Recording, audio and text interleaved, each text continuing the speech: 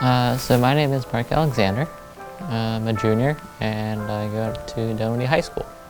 Hi, my name is Jordan Scherzer-Bowden, and I go to Dunwoody High School, and I'm a part of their film program. My name is JJ Hesprich. I'm a mass comm student at Dunwoody High School. I am Generickson Valiente, and I am part of the Video Production Academy at Dunwoody High School.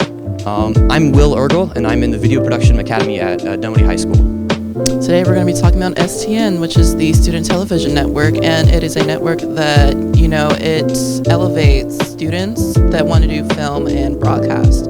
And this past weekend we just went to an STN conference in Long Beach, California.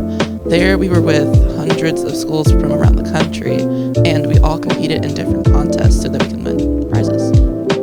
So STN is a organization that creates a lot of opportunities for filmmakers and people who want to broadcast in the U.S., especially young people, and lets them sort of create ideas and concepts that they want to make. We were able to go thanks to some grants from the Georgia Film Foundation. Right, so for workshops, I decided to first go to storytelling, but that was pretty boring because the workshop was just a Zoom conference. So after about 15 minutes, I left that one. In the afternoon vote, there was some interesting stuff. There was fixing it in post, one of my favorite things to do. There we talked about how to fix audio and what to do with audio when you have to fix it in post. And then also went to cinematic storytelling, which was quite enjoyable, where we talked about how to, cinematography, how to place the camera, where do you want to place it, and how does it affect the story, and what does it tell? So at the conference on Saturday, we went to these little sessions that were done by professionals in the industry, talking about how to get a good news story or how to broadcast in a political election. That was a really interesting one. And we just went to those. We took notes and we learned from these giants of the industry. One of the people we listened to, the one who did the political broadcast one, was an executive at NBC for a really long time. It was really interesting. There we also went to sessions apart from the contest that we did. We went to sessions about filmmaking, broadcasting, different areas of it. I went to one specifically about screenwriting. It was very interesting. I learned a lot more because I already knew about the subject, but I learned a lot more from a professional that's in the industry. And I also went to one about... I'm sorry.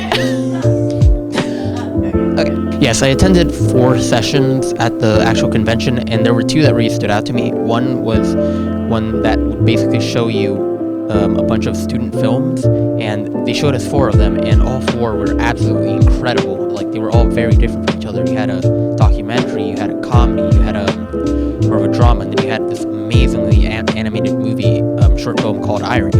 It was incredible, and it was so amazing that they were able to break down what made those short films so special, and then how we could sort of learn how we can do that in our own work.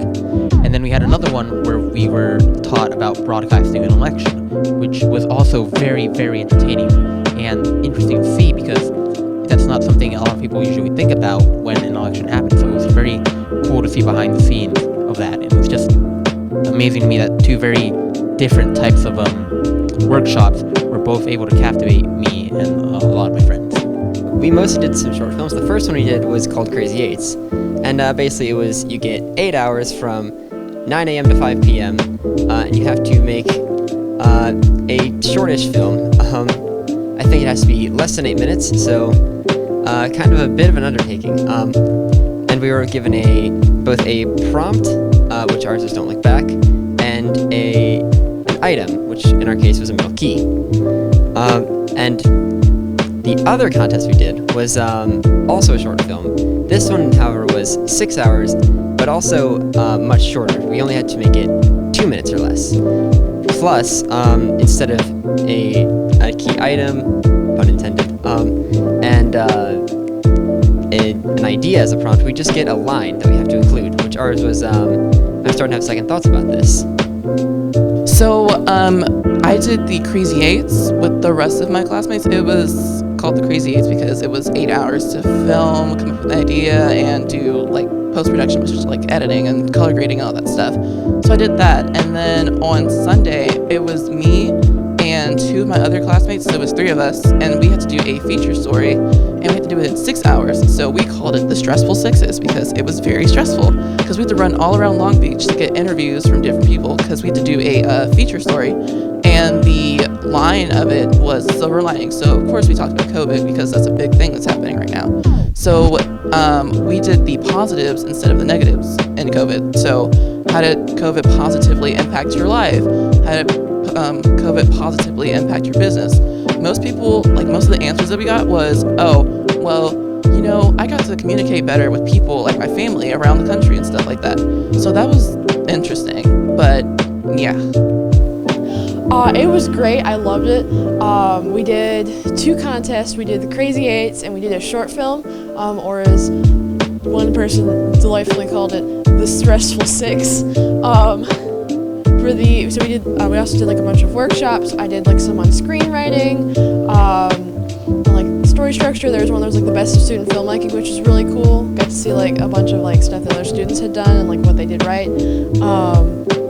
For the contests, so our first short film, we got like the prompt, don't look back, and we had to use a key. So we went like this horror like kind of concept where every time the protagonist looked back, he would be like in a different place. For the second one, the Stressful Six, we did like this ghost show parody where the ghost steals the camera from like the ghost show hosts and basically just like messes with them. It's great.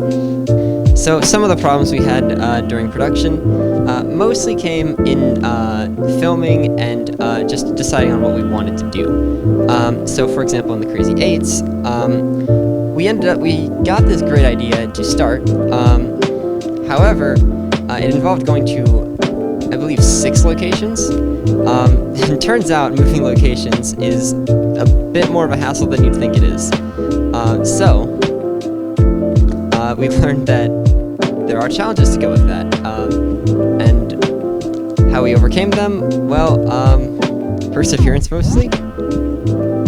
And as for the other one, that actually didn't bring as many challenges with it as the previous one, mostly because we learned our lessons. We only filmed in 1 location, and it was just a less ambitious project overall. The most difficult part was probably morale, and especially filming. Filming was hard because we had to make sure we didn't forget anything, and because we make a mistake during filming, it's much harder to fix in editing, and it also eats away at our time during editing.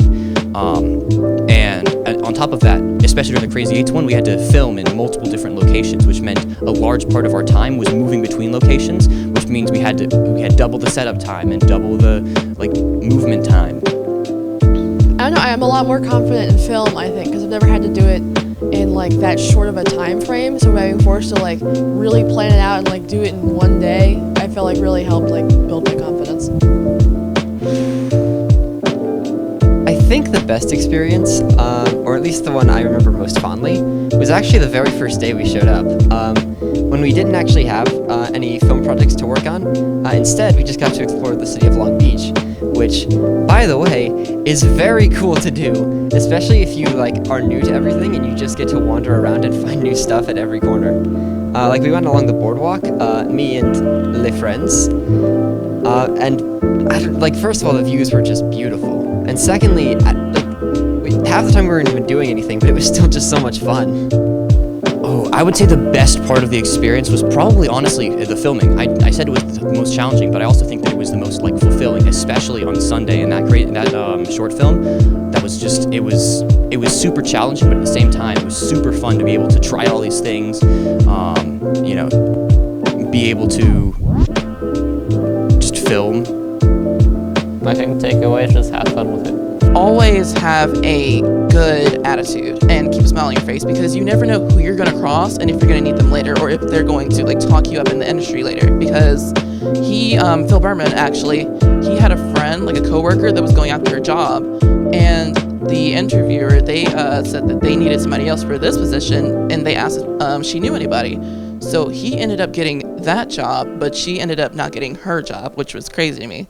But you just never know who you're going to cross. So always keep your head up, keep a good smile, and you're going to get to where you want to get to eventually.